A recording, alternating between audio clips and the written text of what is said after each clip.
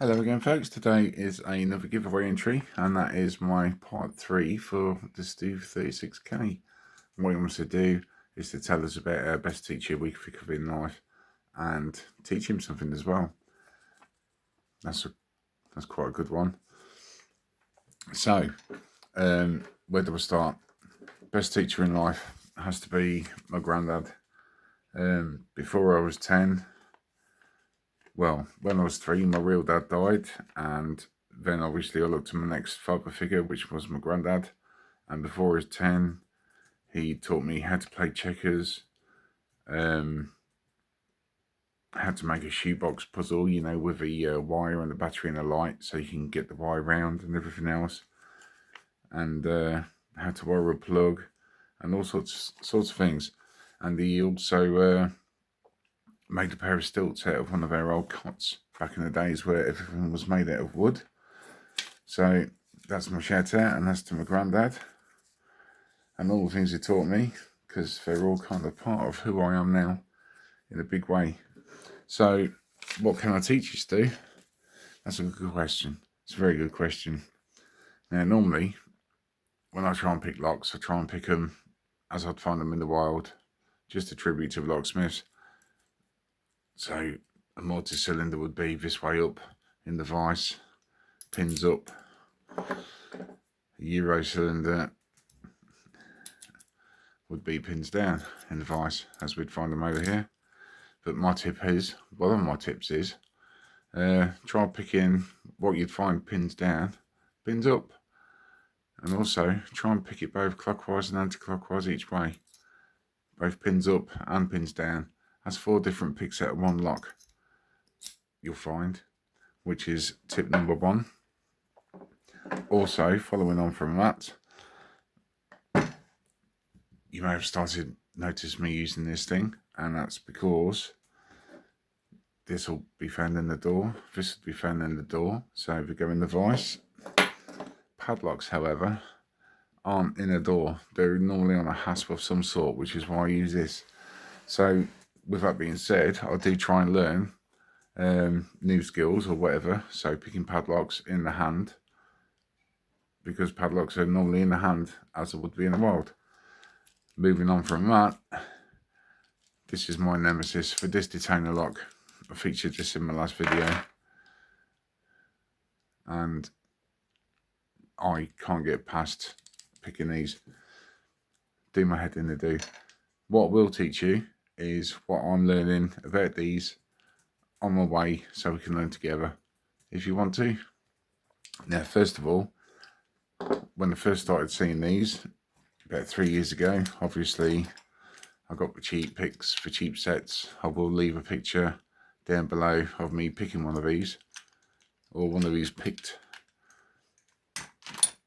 I've got here, sorry, here we go. This is my naughty box of disc detoner locks. I've got Chris Capoon's Zarka. Which one? Still can't pick. Got the Sparrows tool. Still learning that. So that's my journey so far. When I first started buying all this, I didn't have any tool for zeroing all the discs, as you see. And when I did discover that this barbecue skewer was actually the right diameter, so I cut a piece of one of those off, and that makes a good tool for zeroing the discs. Since then, I've bought one of these a long time ago. This is the tubular lock picking tool, and for those who don't know, this is also a really good disc zeroing tool. Look at that, an extra use. So that's something else. Like I say, we'll all learn together as we go along. Now, what I'm trying to do first and foremost is trying to teach my hand, or my hands, the muscle memory needed. And don't forget, if you're on the phone, you can actually zoom in or whatnot. Let's see if we can zoom in here. and then we can see the discs. So I know we need to tension the first disc. I know there's nothing in here. I know if it spins freely, then it's not the one we're looking for.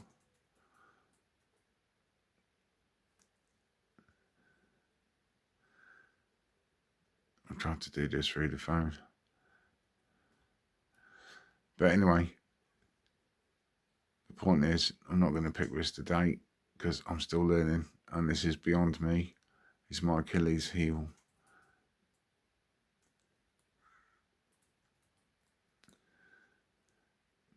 But I did want to share with you things I'm learning as I go along the way, because that's what it's all about, isn't it?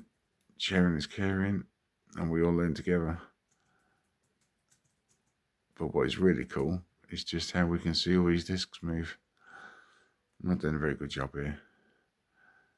Like I say, it's like being a baby all over again, having to learn something brand new. But there we go. This is why I've bought this cutaway. Mostly so I can teach my hands the memory they need to hold the tool. So we can start to learn what it is we should be feeling when I haven't got my eyes. But yeah, that's it. That's my tips for today. That's what journey I'm hoping to learn and how I'm hoping to learn it.